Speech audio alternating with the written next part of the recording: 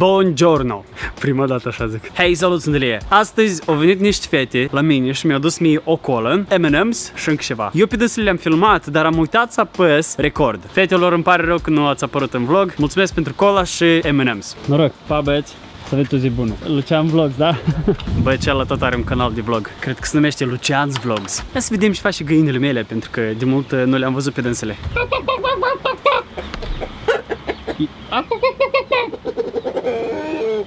Eu de aici trebuie să-mi leg o mireasă.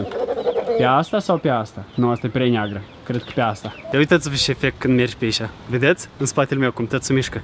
Wow! Afară... Ne-a rugat două fete să venim. Da, noroc. Jessie! Jessie! Jessie vine cu frumușica mea! Hei, Jessie! Hai că vrei să te vadă cineva! Haidem! Jessie, haidem! Hai! Uite cine vrei să te vadă! Ia! Oh! Dă mâna pe ureche, nu trebuie să spui. Vă place de Jessie? Da. E moale. Oh, frumușico! Eu cred că lui Jessie e foame. Jessie, vrei să mănânci paștet? Ha? Ce iubești stăpânul? Nu? Ce iubești stăpânul? Hai să cumpăr paștet. Mergi cu mine? Oh. Jessie, eu acum vin, bun? Jessie, uite, ți-am adus paștet. Yeee, paștet. Jessie! Jessie, stai!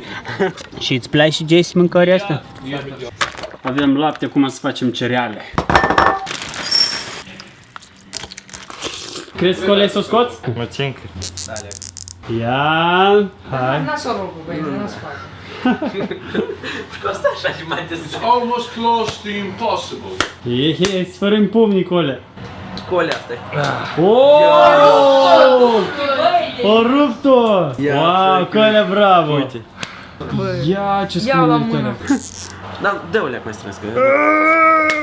Bă, ia, ți rupi. O să rup. E easy. Am rupt-o și eu. Am shorts noi și vedeți cum se strânge colbul pe dânsii. Nu știu de ce, așa e materialul lui.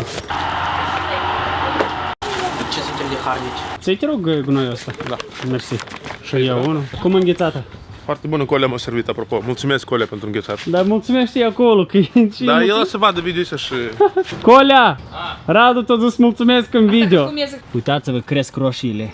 Yeah! I speak English. Ne ducem acum să aruncăm gunoiul și pe urmă ne ducem în parc pentru că vreau să-l iau pe Radu.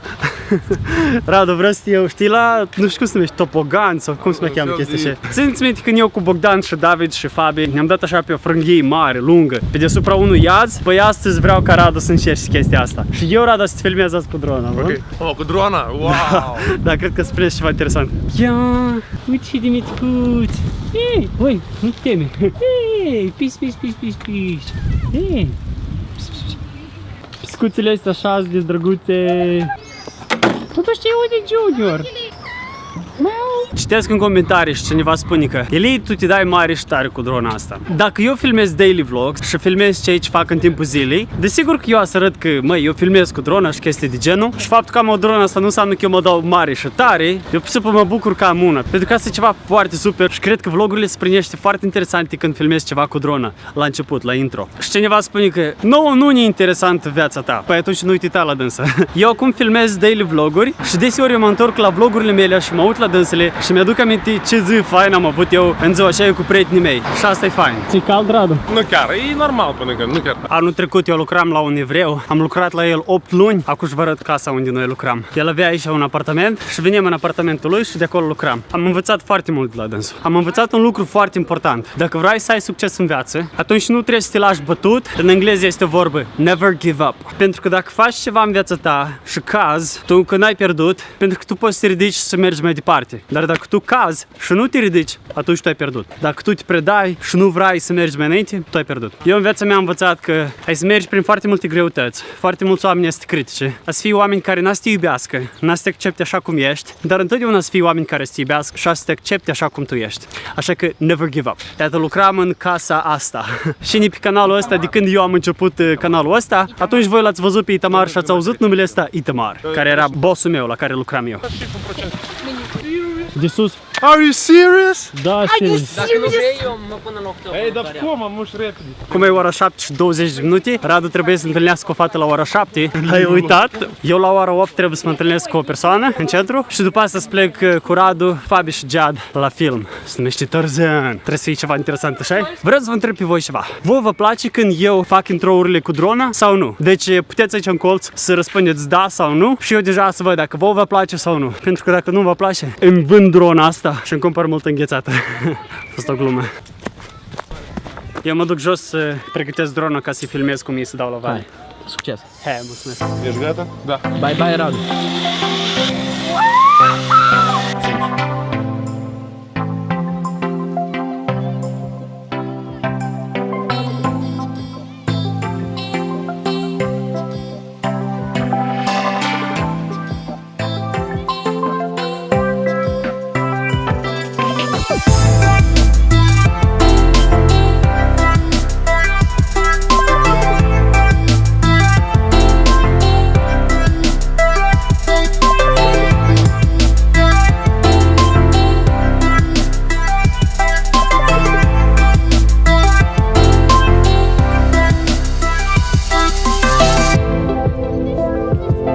Da, eu Ili. Oh my god! Noroc! Cum e? Vai, bine, o să zut ureche. A fost tare super. Fabi, cum? Da, tare fain. Noi am fost de-am, eu cred că am fost a 4 oară, nu? Sau a 3? Tu prima Eu oară, așa? prima oară aici, Și da. cum, ți-a plăcut? Tare fain. Așa-i? Valentin, te-ai scăldat în iaz? Nu. Cum te cheamă? Vlad. Ia uitați-vă și poate el. Hai!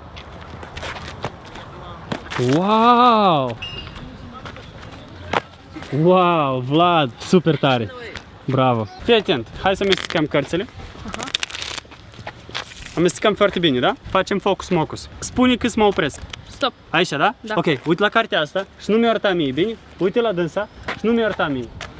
Să eu la tine, pune înapoi în butuc, unde vrei. Vreau, tu să te gândești la carte, ok? Gândește la carte. Dacă e culoarea neagră sau roșie, pur și simplu gândește că tău nu spune nimic, ok? Roșu, negru, e culoare roșie, ok? Am să vedem dacă e de inimă sau asta de dobă, așa noi spunem, da? Gândește și încearcă să-mi transmiți imaginea așa, inimă sau dobă. E inimă, da? O leacă o dat din oi, când am zis eu inimă. Acum, hai să vedem. E din astea mici sau din astea mari? Mici, adică, sunt din astea mari. Adică împărat, tuz, tu uite drept la mine ochi, ok? Eu să încerc să citesc cu ochii tăi. Uite la mine ochi. Valet, damă, carol, tuz, carol, împărat de roșu? Da, corect. Da?